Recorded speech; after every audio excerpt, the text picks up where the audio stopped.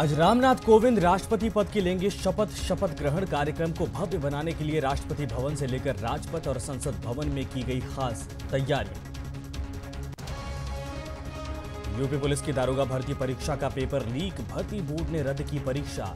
25 और 26 जुलाई को होनी थी ऑनलाइन परीक्षा। नोएडा में आम्रपाली बिल्डर के दफ्तर पर एसडीएम ने मारा छापा। कंपनी के सीईओ ऋतिक को किया गया गिरफ्तार। सीएम डी अनिल शर्मा के दामाद हैं ऋतिक। बिल्डर पर था 4 करोड़ का लेबर सेस बकाया। 50 साल की उम्र पार कर चुके लापरवाह कर्मियों की छटनी शुरू। मोहनलालगंज में डीएम ने 2 क्लर्क को किया सस्पेंड। नौकरी से हटाने के लिए शासन से की थी सिफारिश। बुलंदशहर में ईटीवी की खबर का बड़ा असर। 2 मासूम बच्चों को पीटने वाले सिपाही को एसएसपी ने किया सस्पेंड। मोबाइल चोरी के शक में सिपाही ने मासूमों को पीटा था। नमस्कार, आप देख रहे हैं सुप्रभात यूपी और मैं हूं आपके साथ संजय यादव। फिलहाल इस वक्त बड़ी खबर बुलंदशहर से है, जहां पर ईटीवी की खबर का एक बार फिर से बड़ा असर हुआ है और 2 मासूम बच्चों को पीटने वाले सिपाही को एसएसपी ने सस्पेंड कर दिया है। मोबाइल चोरी के शक में मासूमों की पिटाई की गई थी। ईटीवी ने प्रमुखता से इस खबर को दिखाया था, जिसके बाद यह कार्रवाई हुई है और कप्तान ने इस पुलिसकर्मी को सस्पेंड कर दिया है। तो मोबाइल चोरी का शक था, जिसके बाद इस सिपाही ने इन दोनों बच्चों को बेरहमी से पीटा था डंडों से, जिसके बाद ये पूरी तस्वीर वायरल हुई थी और मीडिया में खबर चलने के बाद, ईटीवी पर खबर चलने के बाद इस पूरे मामले पर संज्ञान लिया गया एसएसपी की तरफ से और तत्काल प्रभाव से इस सिपाही को सस्पेंड कर दिया गया है। तो ये बड़ी खबर है और बड़ा असर है ईटीवी की खबर का। ये तस्वीरें आप देख सकते हैं, जिसके बाद हर तरफ इस सिपाही की निंदा हुई थी, क्योंकि बेरहमी से पिटाई की जा रही थी। बच्चे चिल्ला रहे थे, छोड़ने के लिए गुहार लगा रहे थे। जो आसपास लोग थे वो सभी तमाशबीन बने थे, लेकिन सिपाही के अंदर थोड़ी भी दया नहीं दिखी और मानवता को शर्मसार करने वाली इस घटना के बाद ईटीवी ने इस खबर को प्रमुखता से चलाया था और अब जो बड़ी खबर है कि इस सिपाही को एसएसपी ने सस्पेंड कर दिया है। मोबाइल चोरी के शक में मासूमों की पिटाई की गई थी। ईटीवी ने प्रमुखता से इस खबर को दिखाया था, जिसके बाद यह कार्रवाई हुई है और कप्तान ने इस पुलिसकर्मी को सस्पेंड कर दिया है। तो मोबाइल चोरी का शक था, जिसके बाद इस सिपाही ने इन दोनों बच्चों को बेरहमी से पीटा था डंडों से, जिसके बाद ये पूरी तस्वीर वायरल हुई थी और मीडिया में खबर चलने के बाद, ईटीवी पर खबर चलने के बाद इस पूरे मामले पर संज्ञान लिया गया एसएसपी की तरफ से और तत्काल प्रभाव से इस सिपाही को सस्पेंड कर दिया गया है। तो ये बड़ी खबर है और बड़ा असर है ईटीवी की खबर का। ये तस्वीरें आप देख सकते हैं, जिसके बाद हर तरफ इस सिपाही की निंदा हुई थी, क्योंकि बेरहमी से पिटाई की जा रही थी। बच्चे चिल्ला रहे थे, छोड़ने के लिए गुहार लगा रहे थे। जो आसपास लोग थे वो सभी तमाशबीन बने थे, लेकिन सिपाही के अंदर थोड़ी भी दया नहीं दिखी और मानवता को शर्मसार करने वाली इस घटना के बाद ईटीवी ने इस खबर को प्रमुखता से चलाया था और अब जो बड़ी खबर है कि इस सिपाही को एसएसपी ने सस्पेंड कर दिया है।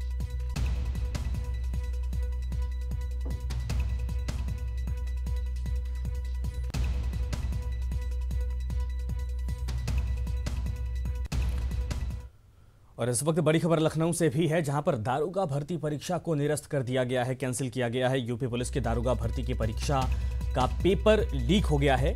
25-26 जून को होने वाली परीक्षा को लेकर पेपर लीक हुआ है और ऑनलाइन परीक्षा में भी पेपर लीक कांड गिरोह सक्रिय हो चुका है, सेंध लगा चुका है। 1,20,000 युवक परीक्षा देने वाले थे। यूपी के 22 जिलों में होनी थी दारोगा की ऑनलाइन परीक्षा और भर्ती बोर्ड ने पेपर लीक होने के चलते परीक्षा को कैंसिल कर दिया है। तो ऑनलाइन परीक्षा होने वाली थी, लेकिन जो पेपर लीक गिरोह है वो यहां पर भी सक्रिय है, सेंध लगा चुका है और पेपर लीक होने की जानकारी मिलने के बाद इस परीक्षा को फिलहाल रद्द कर दिया गया है। तो इस वक्त ये बड़ी खबर है। 25 और 26 जुलाई को ये परीक्षा होने वाली थी और जिसके बाद भर्ती बोर्ड ने पेपर लीक होने की सूचना के बाद इस परीक्षा को कैंसिल कर दिया है।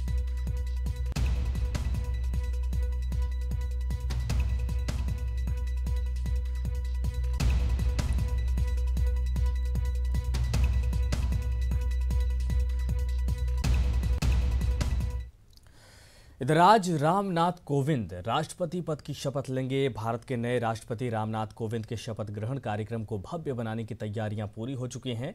राष्ट्रपति भवन से लेकर राजपथ और संसद भवन में खास तैयारियां की गई हैं। कार्यक्रम सुबह 10 बजे से शुरू होगा और करीब दोपहर 2:15 बजे तक चलेगा। तो आज ये सभी तैयारियां पूरी हो चुकी हैं और कुल मिलाकर आपको बता दें कि राष्ट्रपति भवन से लेकर राजपथ और संसद भवन में खास तैयारियां की गई हैं और आज शपथ लेने के बाद राष्ट्रपति के तौर पर रामनाथ कोविंद का कार्यकाल शुरू होगा और इस कार्यक्रम को भव्य बनाने के लिए हर एक इंतजाम किए गए हैं। राष्ट्रपति भवन से लेकर संसद और राजपथ तक पूरा इंतजाम किया गया है और आज 10 बजे ये कार्यक्रम शुरू होगा। शपथ लेंगे राष्ट्रपति के तौर पर और लगभग 2:15 बजे तक ये कार्यक्रम चलेगा। तो चलिए ग्राफिक्स के जरिए अब आपको दिखाते हैं कि पूरा कार्यक्रम कैसे शेड्यूल किया गया है। सुबह 10:30 बजे नए राष्ट्रपति रामनाथ कोविंद अपने निवास से राजघाट जाकर राष्ट्रपिता महात्मा गांधी को श्रद्धांजलि देंगे और सुबह 11:15 पर रामनाथ कोविंद राजघाट से सीधे राष्ट्रपति भवन में आकर स्टडी रूम में प्रणब मुखर्जी से मिलेंगे। दरबार हॉल में कार्यक्रम होगा और सुबह 11:45 बजे रामनाथ कोविंद और प्रणब मुखर्जी राष्ट्रपति भवन फॉरकोर्ट से होते हुए राजपथ से होकर संसद भवन पहुंचेंगे। साथ में प्रेसिडेंट बॉडी गार्ड होंगे। दोपहर 12 बजे शपथ ग्रहण का कार्यक्रम शुरू होगा और 12:05 पे संसद भवन के सेंट्रल हॉल में कोविंद और प्रणब मुखर्जी अलग अलग कुर्सी पर बैठेंगे। 12:15 पर शपथ ग्रहण समारोह होगा और दोपहर 12:30 बजे शपथ ग्रहण के बाद सेंट्रल हॉल में नए राष्ट्रपति कोविंद का भाषण होगा। दोपहर 1 बजे प्रणब मुखर्जी और कोविंद दोनों संसद से वापस राष्ट्रपति भवन के लिए रवाना होंगे और प्रेसिडेंट बॉडी के नेतृत्व में राष्ट्रपति भवन के प्रांगण फॉरकोर्ट में भव्य गार्ड ऑफ ऑनर दिया जाएगा। दोपहर 2:15 पर रामनाथ कोविंद वित्त मंत्री अरुण जेटली के साथ प्रणब मुखर्जी को छोड़ने 10 राजाजी मार्ग जाएंगे, जहां जाते वक्त कार में दोनों की बैठने की पोजीशन बदल जाएगी। फिर वहां से कोविंद राष्ट्रपति भवन लौटेंगे।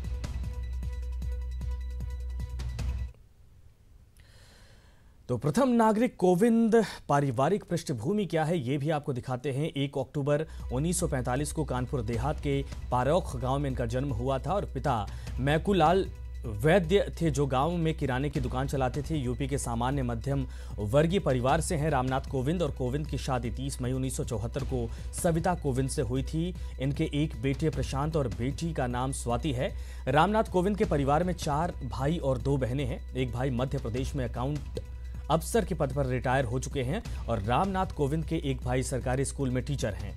रामनाथ कोविंद के 2 भाई कारोबारी हैं और प्रथम नागरिक कोविंद शैक्षणिक पृष्ठभूमि शुरुआती शिक्षा की अगर इनकी बात की जाए कानपुर स्थानीय स्कूल से ही इन्होंने पढ़ा था। तो ये पारिवारिक पृष्ठभूमि फिलहाल आपको दिखा रहे कि कितने भाई बहन हैं और परिवार में कौन कौन सदस्य है।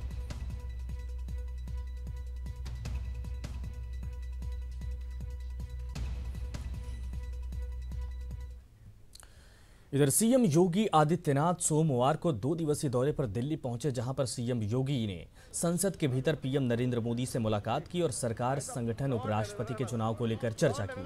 साथ ही सीएम ने बीजेपी के राष्ट्रीय अध्यक्ष अमित शाह से भी मुलाकात की। शाह के साथ हुई मुलाकात में कई महत्वपूर्ण मुद्दों पर बातचीत हुई है।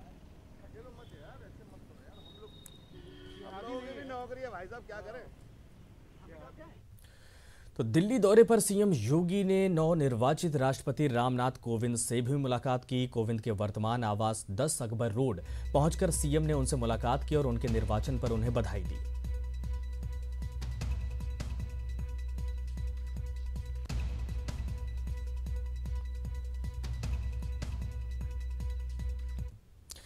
इधर आम्रपाली बिल्डर ग्रुप के सीईओ ऋतिक कुमार सिन्हा और कंपनी के डायरेक्टर निशांत मुकुंद को दादरी एसडीएफ के द्वारा गिरफ्तार किया गया है। अधिकारियों की माने तो 10 सेस का पैसा बिल्डर पर 4 करोड़ 29 लाख रुपए का बकाया है और कई बार तहसीलदार की तरफ से कई नोटिस जारी किया गया, लेकिन बिल्डर की तरफ से कोई जवाब नहीं मिला। जिसके बाद एसडीएम दादरी के नेतृत्व में पुलिस बल के साथ एक टीम पहुंची और आली के सीईओ ऋतिक कुमार सिन्हा और डायरेक्टर निशांत मुकुल को गिरफ्तार किया गया। गिरफ्तारी वारंट जारी किया और उस गिरफ्तारी वारंट में उनके सीईओ की गिरफ्तारी हुई है, ऋषित कुमार सिन्हा जी, और उनके डायरेक्टर निशांत मुकुल, 2 लोगों की गिरफ्तारी की गई है। नहीं, इनके ऑफिस आम्रपाली की ऑफिस सेक्टर 62 से इनकी गिरफ्तारी की गई है। इनको डिप्टी लेबर कमिश्नर कोर्ट से 1 साल पहले लगभग इनको आरसी जारी की गई थी। बार बार इनको बताया गया, हम लोगों ने ड्रम बीटिंग भी करवाई थी इनके ऑफिस में जा करके कि आपको 48 घंटे का टाइम दिया था, बट वो 48 घंटे 2 दिन के टाइम से उसके बाद भी कम से कम 1 महीने बाद तक इन्होंने कुछ भी इनका रिस्पांस नहीं आया। तो उस रिस्पांस ना आने की वजह से फिर इन पे लीगल एक्शन हम लोगों को करना पड़ा। 50 साल की उम्र पार कर चुके कर्मचारियों की छटनी शुरू हो चुकी है। शुरुआत लखनऊ के मोहनलालगंज से हो रही है, जहां 3 दिन पहले ही डीएम ने दौरा करके काम में लापरवाही पर 2 क्लर्क को सस्पेंड कर दिया था और अब इन बाबुओं को नौकरी से हटाने के लिए भी संस्तुति कर दी गई है। अगर स्क्रीनिंग कमेटी सही पाती है तो बाप धोना पड़ेगा। यही नहीं, कलेक्ट्रेट में भी ऐसे कर्मचारियों की हिट लिस्ट गई है जो अपनी उपयोगिता साबित नहीं कर पा रहे हैं। शासनादेश की व्यवस्था के अनुसार जो 50 वर्ष से ऊपर के कर्मचारी हैं और जिनकी कार्य की एफिशिएंसी और गुणवत्ता जो होनी चाहिए उस अनुरूप नहीं है, उन लोगों की स्क्रूटनी के आदेश आए हैं। उनकी स्क्रीनिंग कमेटी बनाई गई है। उसी में अभी कुछ निरीक्षण हुए हैं मेरे द्वारा और वरिष्ठ अधिकारियों के द्वारा। तो कुछ कर्मचारी हैं जिनको कार्य का बिल्कुल भी ज्ञान नहीं है, जबकि वे 3-4 साल से उस कार्य को कर रहे हैं। उसी के साथ साथ उन्होंने कई इरेगुलरिटीज़ भी की हैं जो कि सरकारी कार्य में नहीं की जानी चाहिए। इन्हीं कुछ कर्मचारियों को हमने स्क्रीनिंग कमेटी को रेफ़र किया है। स्क्रीनिंग कमेटी की बैठक 31 जुलाई तक कराई जाएगी और उसी में अगर ये पाया जाएगा कि वे भविष्य में काम गुणवत्ता से नहीं कर पाएंगे तो स्क्रीनिंग करके उनको हटाने का काम किया जाएगा। इधर गोरखपुर में एसएसपी की मुस्तैदी से स्कूटी लूट की वारदात नाकाम हुई है। दरअसल कैंट थाना के विश्वविद्यालय हॉस्टल के पास दवा कारोबारी की पिटाई कर बाइक सवार 3 बदमाश स्कूटी लेकर फरार हो गए थे। वहीं घटना की जानकारी होने फौरन सेट पर पुलिस टीम को घेराबंदी कर बदमाशों की गिरफ्तारी के निर्देश दिया था।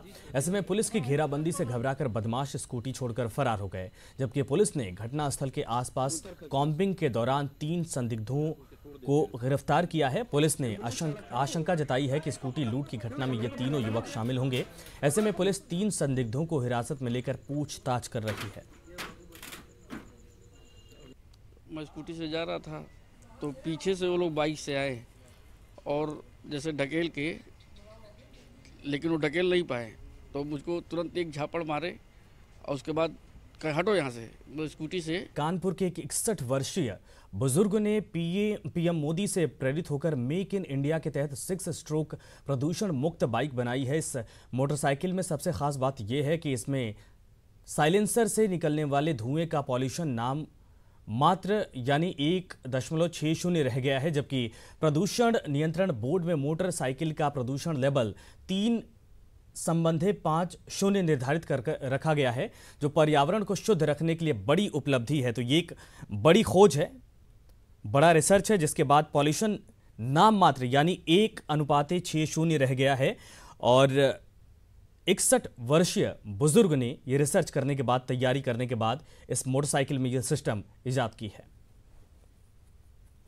के मेक इन इंडिया के जो कार्यक्रम चल रहा है उसके तहत 6 स्ट्रोक टेक्नोलॉजी बनाई और ये वर्ल्ड बेस्ट टेक्नोलॉजी में, क्योंकि ये हमारा पेटेंट सबसे बाद में फाइनल हुआ है, तो पेटेंट जब बाद में फाइनल होता है वो सबसे वर्ल्ड बेस्ट होता है। इस टेक्नोलॉजी से 40% के आसपास पोल्यूशन, 40% पेट्रोल कम, 40% जो पोल्यूशन नॉर्म्स हैं वो कम होंगे। इससे साउंड का भी कम होता है और कम से कम 40% पेट्रोल संसार का कम लगेगा। प्रधानमंत्री की मेक इन इंडिया मुहिम को पंख लगाता कानपुर का ये होनहार व्यक्ति, जिसने 6 स्ट्रोक बाइक बनाई, जिससे ईंधन की तो बचत होगी, साथ ही साथ जिंदगियां भी बच सकती हैं। अब इसकी इस खोज को इंतजार है कि कोई हाथ आगे आए और इसकी इस खोज को पंख लगाए। वीडियो जर्नलिस्ट आशीष पांडे के साथ अमित गंजू, ईटीवी न्यूज, कानपुर। इधर गोरखपुर के एक पिछड़े इलाके में रहने वाली सविता अपने गांव के लिए रोल मॉडल हैं। सविता न केवल घर में शौचालय बनवाया बल्कि पूरे गांव को खुले में शौच से मुक्त भी करा दिया है। सविता ने 2011 में शादी के बाद शौचालय बनवाने के लिए अपने जेवर तक बेच दिए थे और सविता यही नहीं रुकी और उसने अपनी दुश्वारियों को महिलाओं के साथ जोड़ा। सविता की इस मुहिम का असर हुआ और घर घर में शौचालय बनकर तैयार हो चुका है। जिला प्रशासन भी अब सविता के काम का वीडियो तैयार करवाएगा और लोगों को दिखाएगा। शौचालय बनवाने के लिए इसलिए प्रेरित करते हैं कि जैसे जो आप समझाया जाता है उनको कि जैसे मैंने घर बनवा घर बनवा लिया, शादी कर लिया, तो उससे मैंने किसी से सहयोग नहीं लिया। लेकिन शौचालय बनवाने में क्यों मैं दूसरे से सहयोग लूँ? आप लोग यही बात मैं उन लोग को समझाती हूँ, महिलाओं को, कि अपने स्वयं आप लोग अपने पैसे से बनवाइए और खुद की सोच अपने घर में आप लोग जाइए। कहते हैं अगर महिलाएं कुछ करने को ठान लें तो उसे अंजाम तक जरूर पहुंचाती हैं, और सविता ने इस लाइन को एकदम सिद्ध करके दिखा दिया। उसने अपने जेवर बेचकर न सिर्फ अपने घर में शौचालय का निर्माण करवाया, बल्कि पूरे गांव को उसने आज की डेट में खुले में शौच से मुक्त कर दिया है। अखिलेश पांडे के साथ रामगोपाल द्विवेदी, ईडीवी न्यूज, गोरखपुर। रामपुर कोतवाली सिविल लाइंस के शौकत अली रोड पर इलेक्ट्रॉनिक शोरूम के बेसमेंट में अचानक आग लगने से लाखों रुपए की टीवी, फ्रिज, एलसीडी और काफी सामान जलकर राख हो गए। आग इतनी भयंकर थी कि इसे बुझाने के लिए रामपुर ही नहीं, मुरादाबाद से भी दमकल की गाड़ियां बुलानी पड़ी। काफी मशक्कत के बाद आग पर काबू पाया जा सका। तो काफी सामान जलकर राख हुआ है और कई गाड़ियां मौके पर पहुंची दमकल के, जिसके बाद आग पर काबू पाया जा सका। लेकिन काफी नुकसान इस आग की घटना में हुआ।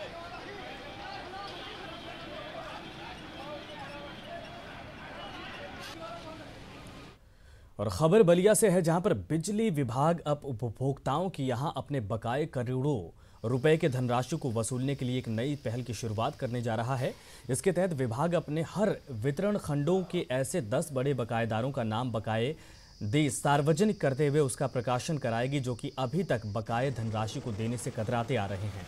अब बिजली विभाग उनसे गुजरात मॉडल नीम सेम योजना के तहत उनसे बकाये धनराशि को वसूलने की योजना को अमल में ला रहा है।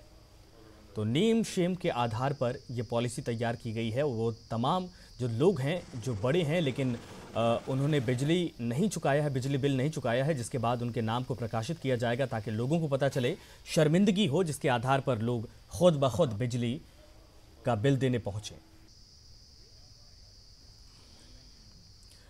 और खबर बलिया के नरही थाना क्षेत्र के कोरंटा डी इलाके से है, जहां पर स्थित कोरंटा डी है डाक बंगले के पीछे बहने वाली गंगा नदी में मछली मार रहे मछुआरों के जाल में एक युवक और युवती का शव फंस गया, जिससे वहां मछली मार रहे मछुआरों के साथ साथ पूरे इलाके में जबरदस्त सनसनी फैल गई। वहीं इस खबर की जानकारी मिलते ही मौके पर कई थानों की पुलिस पहुंच गई।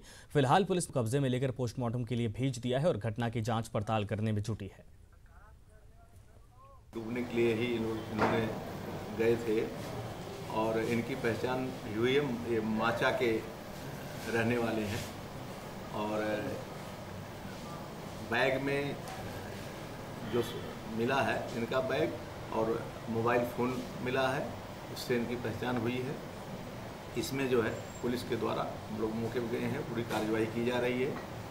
प्रथम दृष्टया मामला यही है कि ये लोग पानी में डूबने के लिए ही यहाँ पर गए थे और इनका आत्महत्या का ही प्रयास इनका। इधर इटावा में पुलिस की हैवानियत देखने को मिली है, जहां पर महज पूछताछ के दौरान पुलिस ने युवक पर 3rd डिग्री का इस्तेमाल किया। युवक गंभीर रूप से बीमार है और जे की हॉस्पिटल में उसको भर्ती करवाया गया है। पुलिस ने युवक को गायब हुए ईट भट्ठा व्यवसायी भोले सिंह के मामले में पूछताछ के लिए बुलाया था, जिसके बाद उसको 3rd डिग्री दी गई है। हालत गंभीर होने पर उसे अब अस्पताल में भर्ती करवाया गया है। इधर गाजियाबाद के मोदी नगर के आदर्श कॉलोनी के मदर डेयरी के व्यवसायी से दिन दहाड़े गन पॉइंट पर बाइक सवार 3 बदमाशों ने लगभग 8 लाख रुपए लूट लिए। सूचना पर पहुंची पुलिस जांच की बात की तो गाजियाबाद में बड़ी लूट की घटना को अंजाम दिया गया। डेयरी दूध की डिस्ट्रीब्यूटरशिप है, इन्होंने ये पैसे लेके जा रहे थे। 1:35 के आसपास उनके साथ 3 लड़के थे, पल्सर मोटरसाइकिल से उन्होंने लूट किया। कैश कितना था सर? इनके हिसाब से कुल कैश 2 बैगों में था, जिसमें से 7 लाख के करीब गया है। दूसरे बैग को उन्होंने नहीं छीना है। दरमियानपुरी के भोगांव इलाके के तोलकपुर गांव में एक अजीबो-गरीब वाकया देखने को मिला है, जहां पर एक बकरी के मालिक ने अपनी बकरी के मरने के बाद बकरी की आत्मा की शांति के लिए 13वें भोज का आयोजन किया। बाकायदा बकरी मालिक ने कार्ड बांटकर लगभग 1500 लोगों को निमंत्रण भेजकर भोज करवाया और बकरी की मौत बीते 14 जुलाई को हुई थी।